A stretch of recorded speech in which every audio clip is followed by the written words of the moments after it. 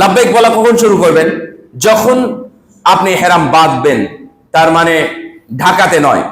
আমরা দেখেছি যে ঢাকাতেই মানুষ লাব্বাইক বলা শুরু করে। এটা অন্যায়, এটা বাড়াবাড়ি, এটা মাহযুরাতুল ইহরামের অন্তর্ভুক্ত।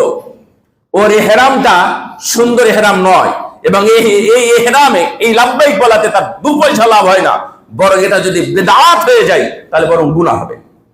কারণ এখানে লাব্বাইক বলতে পারবেন না। আপনি লাব্বাইক বলতে পারবেন একমাত্র মিকাতে। রাসূলুল্লাহ সাল্লাল্লাহু আলাইহি ওয়াসাল্লাম মদিনাতে লাব্বাইক বলেছেন এ ধরনের কোনো প্রমাণ নেই। মদিনাতে লাব্বাইক বলেন নাই। মদিনা থেকে বেরিয়ে এখন 9 কিলোমিটার দূরে, 4-4.5 মাইল দূরে 9 কিলোমিটার হয়, 9 কিলোমিটার হয় রাসূলুল্লাহ সাল্লাল্লাহু আলাইহি ওয়াসাল্লামের মসজিদ থেকে। এই জায়গাটার দূরত্ব হচ্ছে 9 কিলো।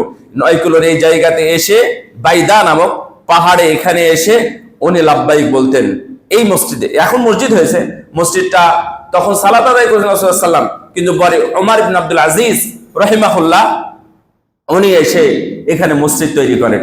এই মসজিদটা এখন বড় হয়ে গেছে, এখানে এসে লাব্বাইক বলেছিলেন। মদিনাতে লাব্বাইক বলেন। আপনি ঢাকাতে লাব্বাইক বলবেন কেন? কাপড়টা পরে নিতে পারেন, সাদা কাপড় সুবিধার জন্য আপনি পরে নিতে পারেন। পরে গিয়ে আপনি লাব্বাইক বলবেন একবারে যেখানে মিকাত আছে আপনাকে ঘোষণা করবে, আপনাকে জানিয়ে দেওয়া হবে, সেখানে গিয়ে আপনি লাব্বাইক আল্লাহুম্মা লাব্বাইক এটা বলা শুরু করবেন। একবার এখন যখন করবেন, অর্থাৎ গিয়ে উমরা করা পর্যন্ত, কাবা ঘর দেখা পর্যন্ত।